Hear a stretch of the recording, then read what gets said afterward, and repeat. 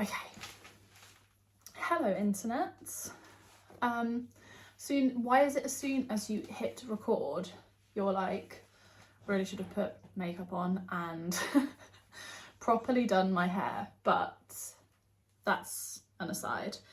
I spent all morning today watching Grace Beverley's YouTube channel, mainly because I'm in the process myself of trying to build a business kind of different to hers. I don't have a physical product, it's more service based, but I remembered a while ago that when she got her investment funding last December, I think Business Insider and then Grace herself, put on YouTube a kind of in-depth dive into the pitch deck that she created, and I have never really created anything like that for my business, Hoodoo Collective, and I'm at the point now where I'm starting to speak to yoga teachers and schools and things like that to build partnerships with, and also just, I don't want to say employees, but like other people who are going to work on Hoodoo Collective with me, where this information cannot just solely be in my head anymore. So yeah, this morning I went on YouTube and I was like, right, I'm gonna dig this out and I'm gonna spend all day today working on not a pitch deck, but like just a short, sharp, snappy kind of elevator pitch insight into what Hoodoo Collective is, what it does, the ethos behind it, all of that sort of stuff. So I did that, and then I watched a couple of Grace's vlogs afterwards, and she's done like day in the life of a founder, mainly following Tala and what she does day to day and things. So as I was watching it, I was like, this is really helpful because it does make you go, oh, okay, like, you know, these are some of the things she does, the decisions she has to make, stuff like that. And then I was like, I'm spending so long at the moment writing out like my social media strategy for content and things, and trying to build a community around Hoodoo, and try and do all of this prior to actually launching, and figuring all of this stuff out. And I know that I really want it built on authenticity and relatability. And then I was like, why am I sitting here watching Grace, who is incredible, doing these things, and still having like questions come up in my head, like, oh, I wonder how she did this, or I feel like we've missed a chunk out. Like, the bit for me as a founder that I would really love to know is how you go from idea to the very, very beginning part where you first start to like implement that idea, and the mistakes that you make in that very like early stage. I feel like people talk about it once they've got a product out and they start to amend and develop from that point, but it's very rare that someone sits down, which hopefully I'm going to now start to try and do, and talk about like all the legal paperwork that they're having to go through and how, excuse me, but bloody boring this shit is. Apologies if you're a lawyer and that's your jam, it's not my jam. And like to go through those stages, like when I first came up with my idea, I just thought, yeah, like I can just do that and I can just throw this stuff up. And then I was like, shit, but what if something goes wrong and then someone tries to sue me? Or what if I speak to one of these teachers in trying to onboard them and get them involved in this cool idea, and then they run off and take the idea and they build it themselves? So then I was very much like, do you know what? I think I might need to speak to someone who knows about the law. So I've done that.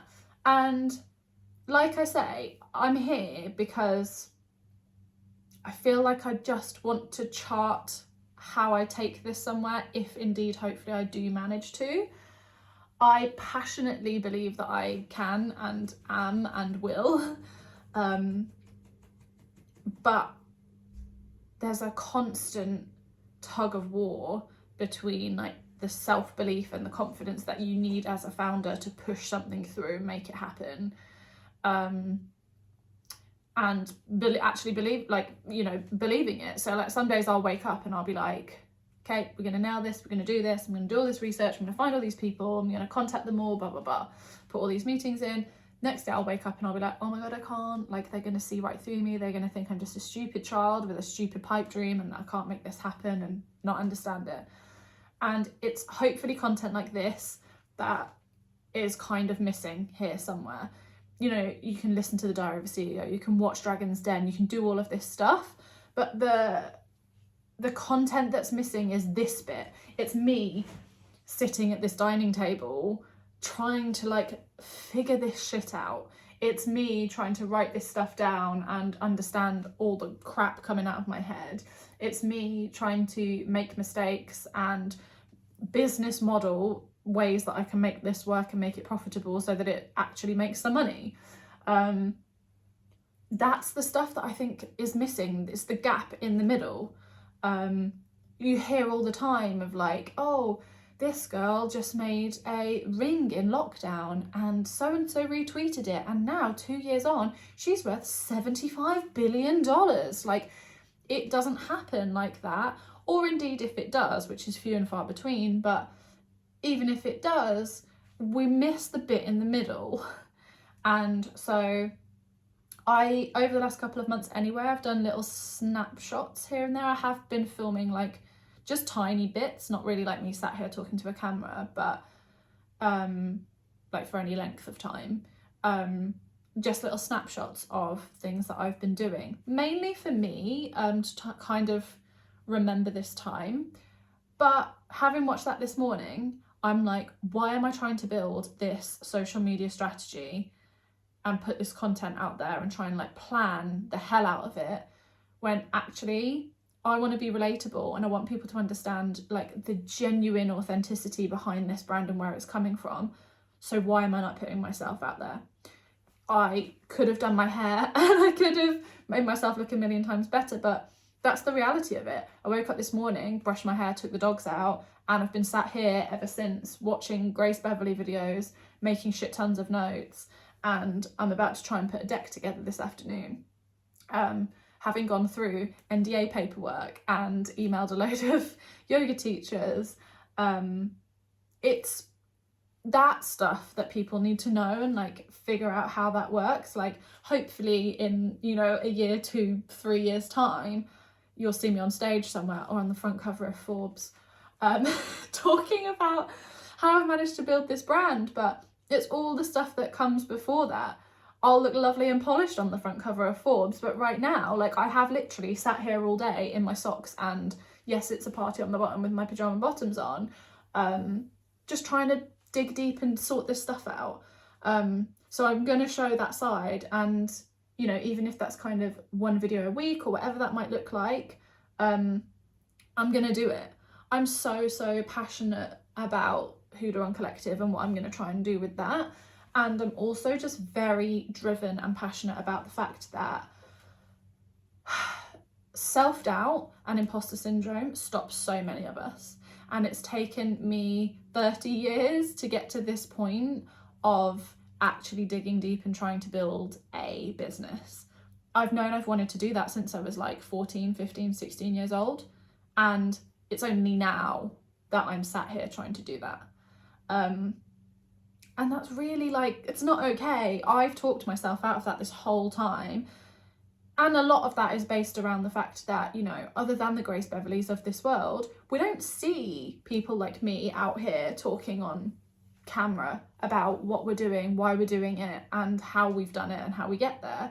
So hopefully creating content like this helps you to understand where Hoodaron comes from and why it's such a great company that I hope you will invest in and be a part of and enjoy, but also makes you think, oh, that idea that I've had in the back of my head for a while, I can do it.